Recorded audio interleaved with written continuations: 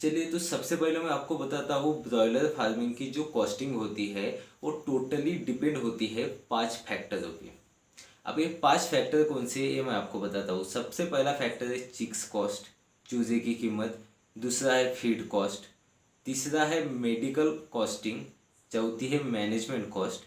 और पांचवी जो है वो है क्लीनिंग एंड डिसइंफेक्शन कॉस्ट।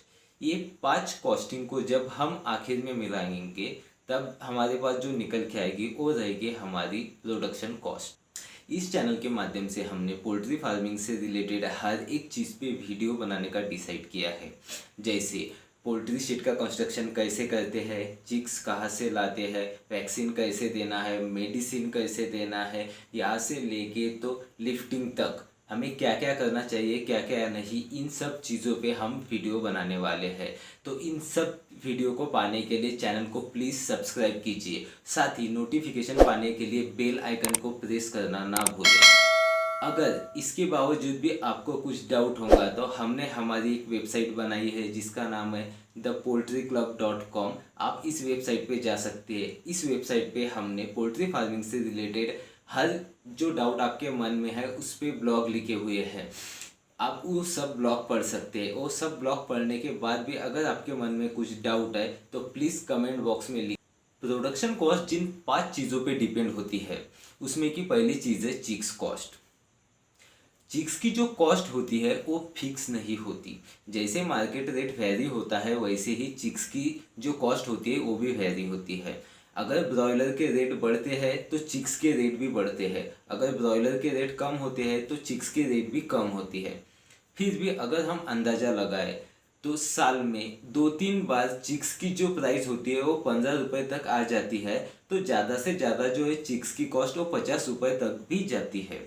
लेकिन हम औसतम देखें तो पूरे साल भर चिक्स की जो कॉस्ट होती है वो 25 रुपये से 35 रुपये के बीच खेलती है। तो हम एक एवरेज 28 रुपये कॉस्ट लेके चलते हैं। तो अभी हमारे पास चिक्स कॉस्ट आ गई। चिक्स कॉस्ट है 28 रुपये। दूसरी जो हमारी चीज़ है वो है पोल्ट्री फीड। ब्रॉयलर फार्मिंग में पोल्ट्री फीड बहुत इंपॉर्टेंट रोल प्ले करता है। हमारी जो प्रोडक्शन कॉस्ट होती है उसमें से लगभग 70% जो कॉस्टिंग होती है वो केवल ब्रॉयलर के फीड की होती है। और ब्रॉयलर की फीड की जो कॉस्टिंग होती है वो टोटली डिपेंड होती है उसके अंदर जो रॉ मटेरियल यूज़ करते हैं उस पर। ब्रॉयलर फीड में लगभग 60 से 65% जो होता है वो केवल मक्का यूज़ होता है। वही 30 से 35% जो होता है वो सोयाबीन डीओसी यूज़ होता है। तो अगर सोयाबीन की और मक्के की प्राइस बढ़ जाती है तो इधर पोल्ट्री फीड की भी प्राइस बढ़ेगी। और उन दोनों की प्राइस घट जाती है तो पोल्ट्री फीड की भी प्राइस घट जाएगी। अभी ब्रॉयलर में फीड के 3 मेन टाइप हैं। पहला है प्री स्टार्टर जो 1 से 14 दिनों तक हम चलाते हैं। दूसरा है स्टार्टर जिसे लगभग 14 से 24-25 दिन तक चलाते हैं। और सबसे आखिरी में जो आता है वो है फिनिशर। 24-25 दिनों से लेके तो अपने लिफ्टिंग तक जो फीड हम चलाते हैं उसे कहते हैं फिनिशर। प्री स्टार्टर के जो रेट होते हैं वो थोड़े ज़्यादा होते हैं। स्टार्टर के उससे 1-2 रुपये कम होते हैं और फिनिशर के उससे भी 1-2 रुपये कम होते हैं। तो इन तीनों के कॉस्टिंग को हम एवरेज लेके चलेंगे तो पोल्ट्री फीड की कीमत हम 30 रुपये पर केजी लेके चलते हैं। तीसरी जो चीज़ है वो है मैनेजमेंट कॉस्ट। अगर आपकी मैनेजमेंट अच्छी है तो ऑब्वियसली आपका जो परफॉर्मेंस होगा वो अच्छा होगा। परफॉर्मेंस अच्छा है तो आपका एफसीआर अच्छा आएगा। और अगर आपका एफसीआर अच्छा है तो आपकी जो प्रॉफिट होगा वो भी अच्छा होगा। तो मैनेजमेंट अच्छी करने के लिए आपको कुछ कॉस्टिंग उसमें इन्वेस्ट करनी पड़ेगी। अब इसमें कॉस्टिंग क्या आती है तो सबसे पहले जो कॉस्टिंग होती है वो है लीटर की। जब आप शेड में मुर्गियाँ लाते हो तो नीचे उनके लिए कंफर्ट के लिए आपको नीचे लीटर डालना पड़ता है। लीटर में आप कुछ भी डाल सकते हैं जो आपके यहाँ पे इजीली अवेलेबल। मैक्सिमम लीटर में तुस, लकड़े का भूसा या फिर सोयाबीन के टर्फल यूज़ किए जाते हैं। अब आपके यहाँ पे जो चीज़ अवेलेबल है जो इजीली आपको मिलती है वो चीज़ आप यूज़ कर सकते हैं। एक हो गया लीटर। दूसरा जो होता है वो लाइट बिल। आपके ब्रूडिंग के टाइम में आपको बड़े बड़े बल्ब लगते हैं उस वजह से आपको लाइट बिल ज़्यादा आता है। अगर लाइट जाती है तो आपको डीजल भी लगेगा। और सबसे मेन जो कॉस्टिंग आती है वो कॉस्टिंग होती है मैनेजमेंट कॉस्ट में, वो होती है लेबर कॉस्ट। अगर आपके शेड पे लेबर है तो आपको उसको कॉस्टिंग देनी पड़ेगी। ये सब चीज़ों की जो कॉस्टिंग आती है मैनेजमेंट कॉस्ट में, ठीक है। तो इन सब चीज़ों का एवरेज मिला के चलते हैं कि 3 रुपये पर बर्ड, मतलब 1000 बर्ड के लिए लगभग 3000 रुपये हम मैनेजमेंट कॉस्ट लेकर चलेंगे। चौथी जो कॉस्टिंग है वो कॉस्टिंग है मेडिसिन कॉस्ट। जैसे कि पोल्ट्री बिजनेस एक लाइव स्टॉक बिजनेस है, उसमें ब्रॉयलर बर्ड्स बहुत कम दिनों में ज़्यादा वजन गेन करती है, इसी वजह से वह बहुत सेंसिटिव होती है। मतलब अगर टेम्परेचर में थोड़ा कम ज़्यादा हो गया तो उनके ऊपर डिसीज आने के चांसेस होते हैं। ऐसी छोटी छोटी चीज़ों में बदल होते हैं तो बर्ड्स में बीमारियां बढ़ती हैं। इसीलिए आपको बीमारियां न आए इसके लिए पहले ही आपको प्रिकॉशन लेना होगा। प्रिकॉशन में केवल हम वैक्सीन नहीं देते, बहुत सारी चीज़ें हैं जिन्हें हम as a precaution poultry business में यूज़ करते हैं। सबसे पहले तो है वैक्सीन। पोल्ट्री में 7वें 14वें 21वें दिन हमें वैक्सीन देनी है। उसके बाद मुर्गियों में डिसीज आने का सबसे ज़्यादा जो चांसेस होता है वो होते हैं पानी में से। तो आपके टंकी में जो पानी है वो आपको क्लीन रखना है।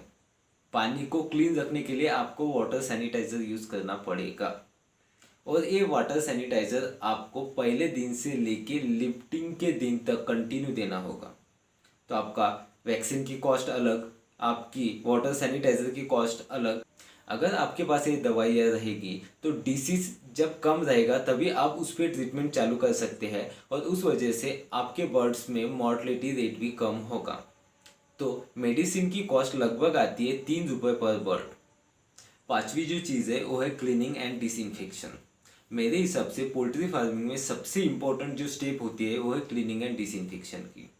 जब आपकी पहली बैच जाती है और उसके बाद जब दूसरी बैच आती है, उसके बीच में आपको शेड को क्लीन करना होता है।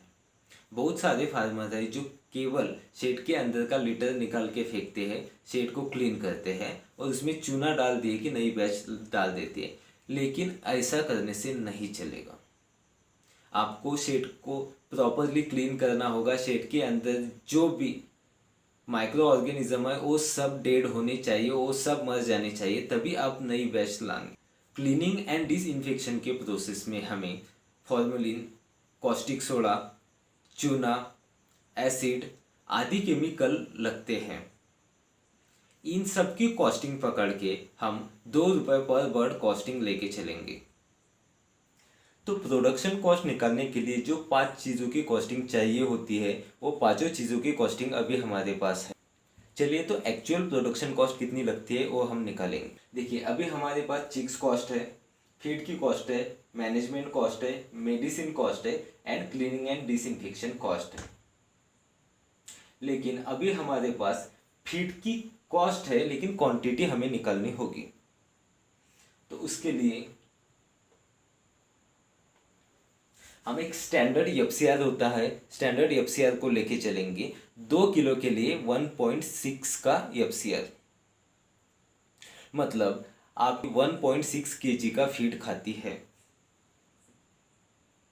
फीड कैलकुलेट करने के लिए हमें टोटल हमारे बर्ड्स है 1000, हम बर्ड्स का वजन लेके चलेंगे 2 किलो और एफसीआर है 1.6।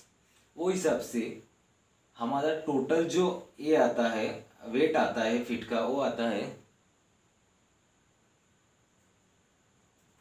3200 केजी। तो अभी हमारे पास पाँचों के रेट और क्वांटिटी है। इन्हें जब हम कैलकुलेट करेंगे तो हमें प्रोडक्शन कॉस्ट मिल जाती है। इन्हें फॉर्मूले में डालने के बाद हमारे पास जो क्वांटिटी आती है वो है 1,34,000। तो अगर आप 1000 ब्रॉयलर मुर्गियों को पालते हो तो उसके लिए आपको लगभग 1,34,000 का खर्चा आएगा। तो अभी हमारे पास प्रोडक्शन कॉस्ट आ गया है।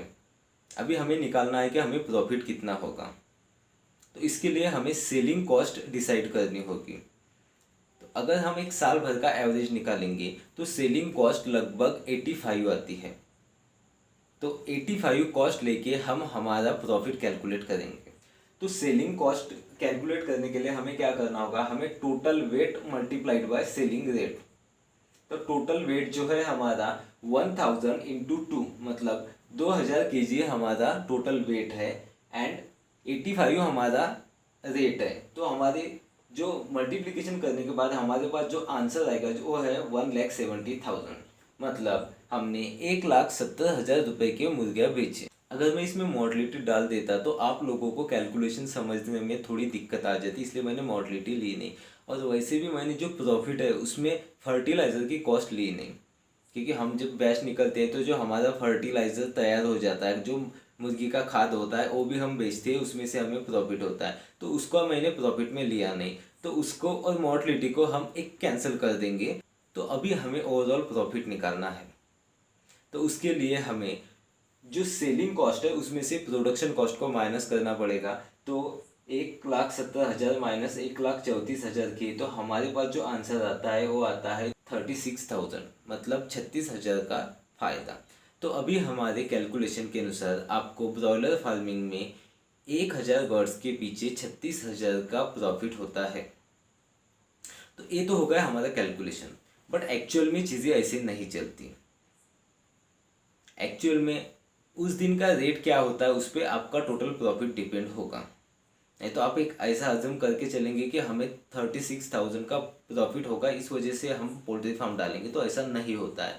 आपको 36 की जगह 76,000 भी प्रॉफिट हो जाता है और 36 की जगह आपको 6,000 भी प्रॉफिट हो सकता है। तो डिपेंड होता है मार्केट रेट कितना है। तो हम ये जो टोटल कॉस्टिंग हमने निकाली वो एवरेज रेट निकाल के चली, तो इस वजह से हमें इतना प्रॉफिट हुआ है।